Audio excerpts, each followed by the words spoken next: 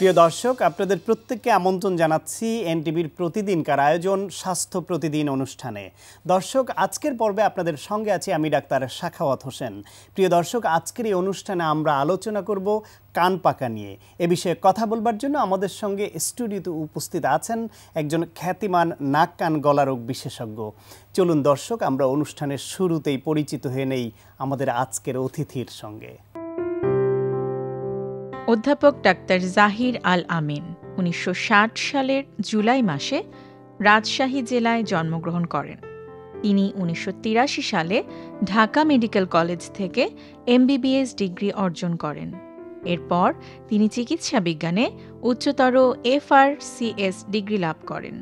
বর্তমানে তিনি বারডেম ও ইম্পালস হাসপাতালের ইএনটি বিভাগের অধ্যাপক ও বিভাগীয় প্রধান হিসেবে কর্মরত আছেন। স্যার, আপনাকে আমন্ত্রণ জানাচ্ছি আমাদের অনুষ্ঠানে। ধন্যবাদ আপনাকে, থ্যাংক ইউ। স্যার, এই যে কান পাকা রোগ, আমরা জানি এই রোগটা অত্যন্ত কমন। কানের যত রোগ হয় তার মধ্যে সবচেয়ে কমন হচ্ছে কান পাকা রোগ। একজন মানুষের কান পাকে কেন? কান পাকা রোগ সাধারণত 2 বয়সে প্রেজেন্ট করে। তো বেশিরভাগ কান পাকা রোগ কিন্তু ছোটোবেলাতেই শুরু হয়। ছোট বাচ্চাদের কানটা পাকে এবং আমাদের দেশে গাফিলতির জন্য হোক বা ঠিকমতো চিকিৎসার জন্য না হোক, অথবা আমাদের দেশের লোকজন পুকুরে বা এসে চুপ দিয়ে গোসল করে তার জন্য হোক, এটা প্রলং করে, এটা কন্টিনিউ করে। তা আসলে শুরুটা হয়ে যায় কিন্তু গোড়ার দিকে বেশিরভাগ কান পাকা। আর একটা কান পাকা আছে যেটা আসলে ভেরি ডিফিকাল্ট, ওটা হবেই, ওটাকে ঠেকাবার কোনো উপায় নাই। ওটাকে আমরা বলি কোলেস্টিওটোমা। যেটা ধরেন টোটাল 100 জন যদি লোকের কান পাকা রোগ থাকে, তার মধ্যে হয়তো 5 জন লোকের কোলেস্টিওটোমা থাকে বা তার চেয়ে কমও থাকতে পারে। সেটাকে কাউরি ঠেকাবারও উপায় নাই, কিছু করারও উপায় নাই। এবং ওটা সংখ্যাটা নিতান্ত কম, কিন্তু ওটা ডেঞ্জারাস ভ্যারাইটি, আমরা আনসেফ ভ্যারাইটি বলি। সেটা হলে কিন্তু কান শুকায় না। আমাদের ডিফারেন্সিয়েট করতে হবে কি, কান পাকার মাঝখানে কানটা শুকায় কিনা, কানটা পুরোপুরি ড্রাই হয়ে যায় কিনা, কানটা শুকনা থাকে কিনা, স্বাভাবিক অবস্থায় চলে আসে কিনা। যদি স্বাভাবিক অবস্থায় চলে আসে তাহলে একরকম, আর যদি দেখেন না কান পেকে যাচ্ছে এবং সবসময় একটা গন্ধ থাকছে, কোনো সময় স্বাভাবিক থাকছে না, পাকা একটু আধটু থাকতেছেই, কোনো সময় শুকাচ্ছে না, সেই কানটা কিন্তু ডেঞ্জারাস ভ্যারাইটি। ওটাকে একদম ডিলে করার উপায় নেই। আপনি বলছিলেন যে শিশুদের বেলায় কান পাকার রোগটা বেশি, এর কারণ কি? শিশুরা কেন এই রোগে বেশি? এমন কোনো বাচ্চা নাই যার কানে একবার পাকে নাই। এটা সমস্ত যাদের মা বাপ সবাই জানে কি, তাদের শিশু কোনো না কোনো সময়, এক সময় দেখা যায় কি রাত্রেবেলা সাধারণত জিনিসটা দেখা যায় কি, ছোটোখাটো একটা সর্দি কাশি বা ঠান্ডা লাগা জাতীয় একটা অসুখ হয়, বাচ্চা তারপর মোটামুটি ভালোই ঘুমাতে গেল, ভোরবেলা দেখা গেল কি প্রচণ্ড কান্দাকাটি শুরু করলো, বাপ মা অস্থির, ছেলেও অস্থির, সে বোঝা যায় না কোথায় ব্যথা। তারপরে বাপ মা মাঝে মাঝে পাজলড হয়ে যায়। আমি এই সময় একটা ছোট্ট সাজেশন দিব বাপ মাদেরকে, আপনাদের বাসায় যে প্যারাসিটামল থাকে, জাস্ট প্যারাসিটামল সিরাপ 1 চামচ 2 চামচ ভয়েস ভেদে দিয়ে দিলে তাহলে ব্যথাটা চলে যাবে। তারপর দেখা যায় কি, ব্যথা চেঁচাতে চেঁচাতে বাচ্চা ঘুমাচ্ছে না, সারা রাত ধরে চেঁচামেচি করতে হঠাৎ করে কান দিয়ে অনেক পানি বাইরে আসলো এবং বাচ্চা ব্যথা কমে গেল এবং বাচ্চা এক্সস্টেড ছিল, টায়ার্ড ছিল, বাচ্চা আবার ঘুমিয়ে পড়লেন। এই হলো টিপিক্যাল সিনারিও। ফ্লুইডটা ভেতর দিয়ে মুখের ভেতরে যে গলা দিয়ে বের হবে ওই প্যাসেজটা বন্ধ থাকে, নাক থেকে ইনফেকশনটা দিয়ে পর্দাটা আসলে ড্যামেজ হয়ে গেল কিন্তু পর্দাটার। বাট ইনিশিয়াল ফেজে আমাদের আল্লাহ বা বিধাতা যাই বলেন না কেন এমন আমাদের ক্ষমতা দিয়েছে, এটা ধরে নেন 100-তে 100 ভাগ ক্ষেত্রেই কোনো লং লাস্টিং কোনো সমস্যা হবে না, এটা হিল করে যাবে। কিন্তু পর্দাটা কিন্তু ফুটা করেই পানিটা বাইরে আসছে, একটা ছোট্ট একটা পিন হোল, একটা ওপেনিং হয়ে পানিটা বাইরে আসলো। কিন্তু এই যেহেতু এখন একটা প্রদাহ আছে, এটা অটোমেটিকলি ব্লক হয়ে গেল। সেকেন্ডারি যদি ইনফেকশন না হয় এবং যদি কোনো ফার্দার লিঙ্গার না করে জিনিসটা, এটা 100% সেরে যাবে। 99% না, 100%ই সেরে যাবে। শুধু কাজ কি করতে হবে কি, বাচ্চার মা বাবাকে বাচ্চার কানটা কয়েকটা দিন শুকনো রাখতে হবে এবং সর্দিজনিত সমস্যাটা যত তাড়াতাড়ি সম্ভব যেন ভালো করা যায় চিকিৎসা করতে হবে। কারণ সেটা চিকিৎসার জন্য ওপেনিং এ আবার বন্ধ থাকে, আবারও তো সেম প্রবলেম হবে। চিকিৎসাটা সাধারণত যে একটা অ্যান্টিবায়োটিক বা একটা ব্যথার ওষুধ বা একটা খাইলে এটার জন্য স্পেশালিস্টের কাছে আসারও দরকার নাই। সত্যি কথা বলতে হয়তো অনেক স্পেশালিস্টে যাবো, এতে ছোটোখাটো নিজে আসলেই কিন্তু দরকার নাই। জাস্ট ব্যথার ওষুধ, বেশিরভাগ এগুলো ভাইরাস থেকে হয় এবং ভাইরাস থেকে হওয়ার জন্য বেশিরভাগ ক্ষেত্রে কোনো কিছু লাগে না আদার দেন প্যারাসিটামল বা ব্যথার ওষুধ ছাড়া কিছু লাগে না। হয়তো নাকের একটা ড্রপ দিল, 2-1 দিন চলে গেল। এটা বোধহয় যে স্পেশালিস্টের কাছে আসারও দরকার নাই। কিন্তু যে লিঙ্গার করে, যে চলতি আছে, সর্দি কাশিটা চলতে থাকছে, এই জিনিসটাকে অ্যাভয়েড করতে হবে। স্যার আপনি প্রথম দিকে কারণ হিসেবে বলছিলেন অনেকগুলোর মধ্যে একটা যে পুকুরে নামিয়ে গোসল করলো, এই গোসল নিয়ে অনেকের এরকম একটা সন্দেহ কাজ করে যে আমার কানের মধ্যে পানি গেলে বোধহয় কান পাকে। আসলে এর সত্যতা কতখানি? যে কারো কানে পানি গেলে কি কান পাকবে, নাকি কি ধরনের পানি গেলে বা কাদের বেলায়? আপনার যেটা ক্রনিক কান পাকা, যেটা কথা এতক্ষণ বলছিলাম কি কানের পর্দা ড্যামেজ হলো, বারবার করে ড্যামেজ হতে হতে ফেটে গেল, অথবা যে একটা আগে বলছিলাম কি সবসময় কান পাকা থাকছে, এই ক্রনিক কান পাকার মধ্যে একটা কানের পর্দার ফুটা আছে। তো এই ফুটাটা থেকে যায়, আমি পুকুরে গোসল করলাম, নোংরা পানি ঢুকলো, ফুটাটার জন্য আবার কানটা ড্রাই রাখার কথা ছিল, এখানে পানি যেয়ে কানের ক্ষতি করলো। এইটাই হলো মেন সমস্যাটা। মানে অলরেডি আগে থেকে যে সমস্যা হয়ে গেছে তার বেলায় এটা বেশি ক্ষতি করবে, কারণ জীবাণুযুক্ত পানি ঢুকছে। অথবা পানির পর্দার ওই দিকে তো পানি যাওয়ার কথা না, যেহেতু পর্দার মধ্যে একটা ফুটা আছে, পর্দাটা কানের মানে মধ্যকর্ণে চলে গেল, ভিতরে চলে গেল যেখানে প্রোটেক্টেড থাকার কথা, ফলে হলো কি সে কানটা পেকে গেল, যেখানে যেটা যাওয়ার না সেটা হয়ে গেল। হ্যাঁ, তো এইটা হলো একটা জিনিস। আরেকটা কান পাকা হতে পারে পানিতে গোসল করার জন্য কানে বহির্কর্ণে, যেটা বাইরের কান, এখানে ইনফেকশন হতে পারে। These are only temporary. হয়তো কান পাকলো, ব্যথার ওষুধ খেলেন, অ্যান্টিবায়োটিক খেলেন, অথবা অ্যান্টি ফাঙ্গাল হলো, কিছু হলো, এটা সেরে গেল, এগুলো কোনোদিনই লিঙ্গার করবে না, এই 2-1 সপ্তাহ 2-1 দিনের ব্যাপার। কিন্তু বারবার করে যেটা হচ্ছে সেটার মধ্যে ফুটা থাকে, এবং এই পানিতে গোসল করার সময় ওই পানি বিশেষ করে চুপ দিয়ে গোসল করার সময় পানি ঢুকে যায়, ইনফেক্টেড পানি ঢোকার ফলে ইনফেকশন হয়। এই যে কান পাকা বা কানের যেসব সমস্যা হয় এর সঙ্গে এটা থেকে নিজেকে সরিয়ে রাখার জন্য অনেকে মনে করেন কান পরিষ্কার রাখা জরুরি, এবং অনেকেই যেখানে সেখানে ওই যে ভ্রাম্যমান বিভিন্ন লোকজনের কাছে কান পরিষ্কার করান। এ বিষয়ে আপনার মতামত কি, এবং এটা কতখানি ডেঞ্জারাস? আপনি কি জানেন কি আমাদের মানুষের চাইতে অনেক জীবজন্তু, কুকুরই ধরেন, আমাদের যে অনেক বেশি শুনে, তাদের কানটা কে পরিষ্কার করে? এটা একটা পুরো একটা মানে একটা আমরা হয়তো বুঝে বা না বুঝে আসলে বুঝতে চাচ্ছি না সায়েন্সটা। কান আল্লাহ বানিয়ে দিয়েছেন, কান পরিষ্কার করার মেকানিজম বানিয়ে দিয়েছেন, এটা থেকে নর্মালি পরিষ্কার হবে। সমস্যা হয় বাচ্চাদের ক্ষেত্রে, কি মাত্র বাচ্চাদের ক্ষেত্রে তার সঙ্গে কান ড্রাই হয়ে যায়, অনেকে কানের মধ্যে খুশকির মতো একটা জিনিস গজায়, যাতে বেশি বেশি করে কানে ময়লা জমে, এই কানগুলো এবং চুলকায়, এবং এই কানগুলো পরিষ্কার হতে চায় না। আরেকটা হলো বার্ধক্যজনিত কারণ, বয়স হয়ে গেলে কানের মধ্যে লোম জমায়, তখন কানগুলো লোম হওয়ার জন্য কানের ময়লাটা পরিষ্কার হয় না। কিন্তু আসলে কানের ময়লা এমনি পরিষ্কার হবে, কোনো অসুবিধা নাই। আপনি এটাকে হেল্প করতে পারেন, কানে 2-1 ফোঁটা যদি তেল দেন, যে কোনো তেল, অলিভ অয়েল হলে ভালো হয়, হয়তো সরিষার তেল, নারিকেল তেল, যদি ভেজালযুক্ত না হয় 2-1 ফোঁটার তেল। এই তেল নিয়ে অনেক সমস্যা, কিভাবে তেল দেওয়া যাবে, গরম করব, ড্রপারে দিব, কিচ্ছু করার দরকার নাই, জাস্ট নর্মাল তেল। একটা জিনিস অবশ্যই মনে রাখতে হবে, কি তেলটা গরম করা যাবে না, কারণ ইট ইজ ডেঞ্জারাস। বেশি গরম হয়ে গেলে কানে বিরাট ক্ষতি হয়ে যেতে পারে। কাজে আপনারা যেটা করবেন কি, জাস্ট নর্মাল তেল ঘরের মধ্যে রাখলেন, ফ্রিজ থেকে বাইরে করে ঠান্ডা হয়ে যাবে, নর্মাল ঘরে কিছুক্ষণ থাকলো, normal room temperature is enough. এখানে 1 ফোঁটা 2 ফোঁটা আঙুল দিয়ে হোক, ড্রপারে করে হোক, চামচ দিয়ে ঢেলে হোক, কোনো অসুবিধা নেই, শুধু কানের তেলটা গরম করা যাবে না। এই তেলটা দিলে হবে কি, কানের যে ময়লা করার যে ন্যাচারাল প্রবণতা আছে সেটাকে আরো ভালো করে বৃদ্ধি করে দেওয়া যাবে, দ্যাট ইজ এনাফ।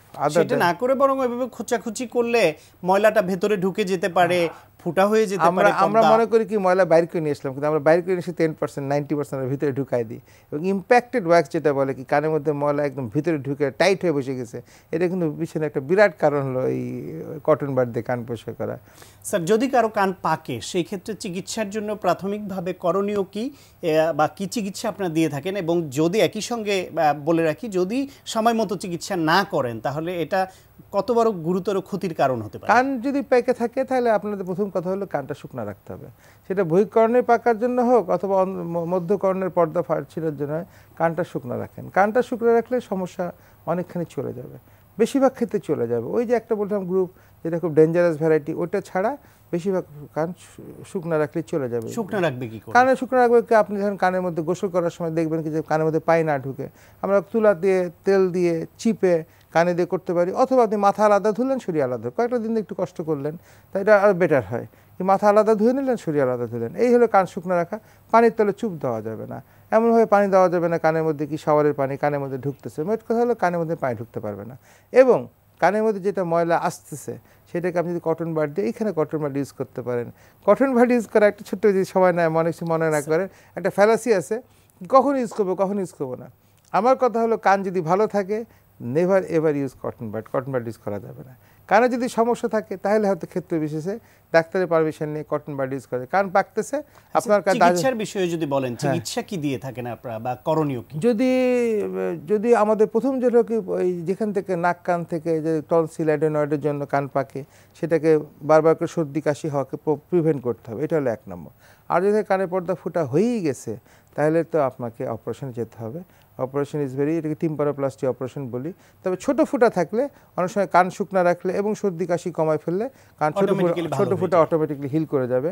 তাই বড় ফুটা থাকলে এটা অপারেশন যাবে। তবে ওই যে বললাম ডেঞ্জারাস ভ্যারাইটি একটা আছে, এটা কিন্তু অপারেশন করতে হবে এবং একদম দেরি করার স্কোপ না। এটা ধরা পড়লে সঙ্গে সঙ্গে অপারেশন করতে হয় 2-1 দিনের মধ্যেই বা 2-1 সপ্তাহের মধ্যেই। এটা থেকে সিরিয়াস কমপ্লিকেশন হয়ে যেতে পারে। আমরা আশা করছি আমাদের দর্শকরা সচেতন হবেন এবং তারা এরকম কোনো সমস্যা দেখলে যথাযথ চিকিৎসক, বিশেষ করে নাক কান গলা রোগ বিশেষজ্ঞের কাছে যাবেন এবং চিকিৎসা নেবেন। আপনাকে অনেক ধন্যবাদ স্যার। আপনাকে ধন্যবাদ এনটিভির দর্শক শ্রোতাবৃন্দকে। আসসালামু আলাইকুম। প্রিয় দর্শক, আমরা শুনছিলাম কান পাকার প্রতিকার নিয়ে অত্যন্ত প্রয়োজনীয় একটি আলোচনা। আশা করি আপনাদের কাজে লেগেছে। আজকে আমরা ফ্লো করব, ভিনিয়াসা ফ্লো। ইয়োগার গ্রুপ ক্লাসগুলোতে আমরা সূর্য নমস্কার বা সান স্যালুটেশন দিয়ে শুরু করি, এটা ওয়ার্ম আপ হিসেবে। কিন্তু আমরা তার সাথে আরও কিছু ইয়োগার মুভস অ্যাড করে টোটাল একটা ওয়ার্কআউটের মতো করে করব। এটাকে বলে ভিনিয়াসা ফ্লো।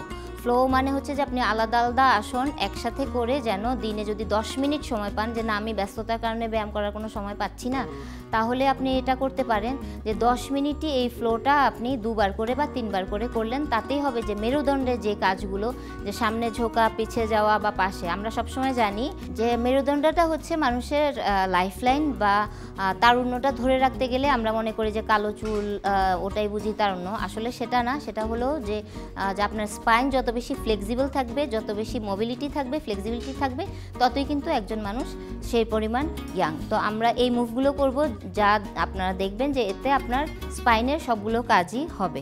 ওকে, এখানে গ্রুপে আমার সাথে আছেন তাসরিন, লিও, শম্পা, চৈতি এবং নুষা। ওকে, অ্যান্ড স্টার্ট করছি আমরা with the count. Inhale and exhale. Inhale up, exhale down. Inhale and go to the plank jump, and exhale, push down. Inhale to upward dog, exhale to downward dog. Stay, right leg up, and inhale to front, exhale, look front, and inhale to crescent pose, exhale to warrior 2, and inhale to reverse warrior, exhale to side angle, and then inhale to reverse warrior again, exhale to warrior 2, and inhale to crescent, exhale down, inhale right leg back to the plank, exhale to chaturanga, inhale to upward dog, exhale to downward dog. Stay, then inhale left leg up,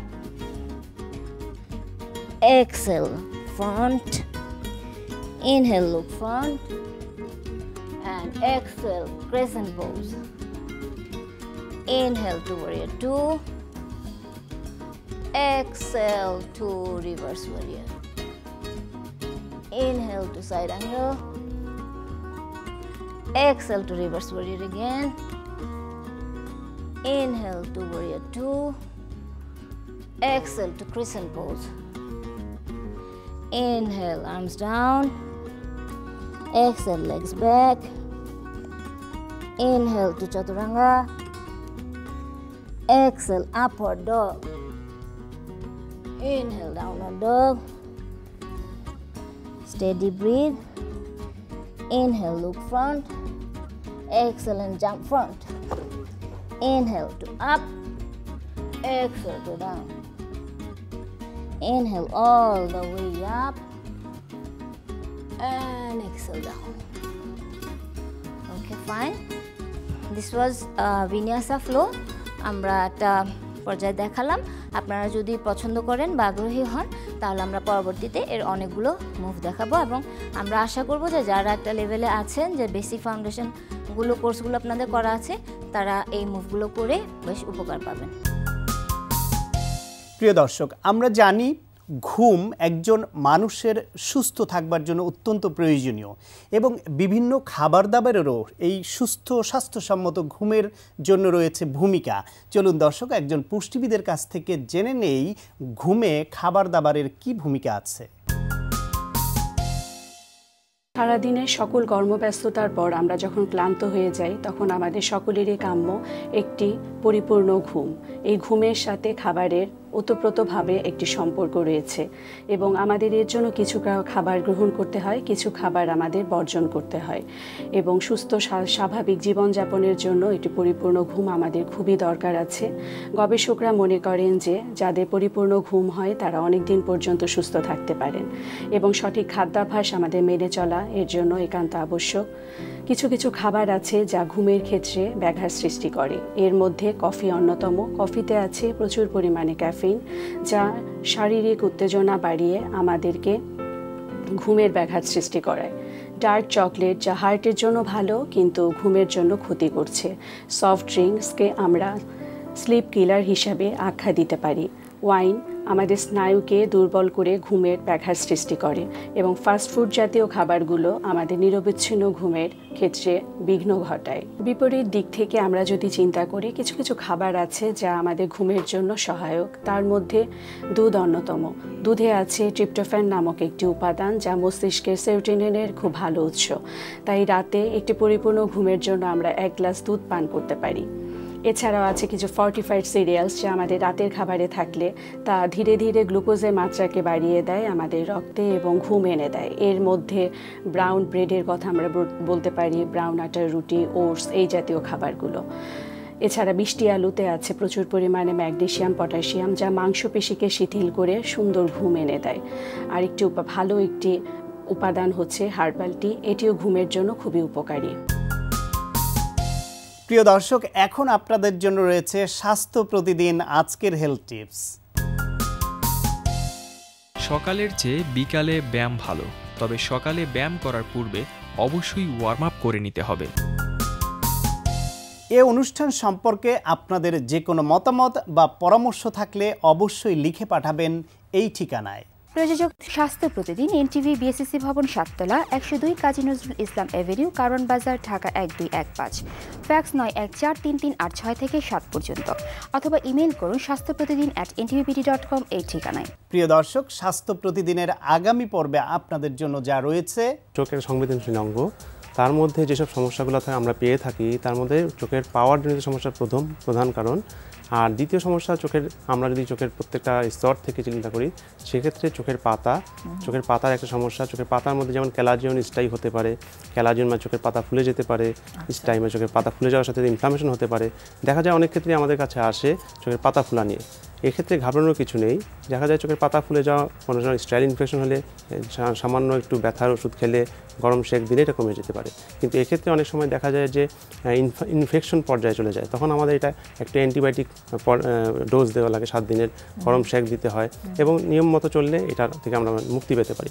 এরপরে যেটা আছে conjunctivitis, মানে কনজাংটিভার যে রোগ আমরা সচরাচর যেটা পেয়ে থাকি, চোখ লাল হয়ে যায়, এটাতে সবাই ঘাবড়ে যায় চোখ লাল হয়ে গেলে। এটা বেসিক্যালি কোনো বড় ধরনের কোনো সমস্যা নয়। চোখ কনজাংটিভাইটিস কয়েক ধরনের হতে পারে, ব্যাকটেরিয়াল, ভাইরাল এবং অ্যালার্জি।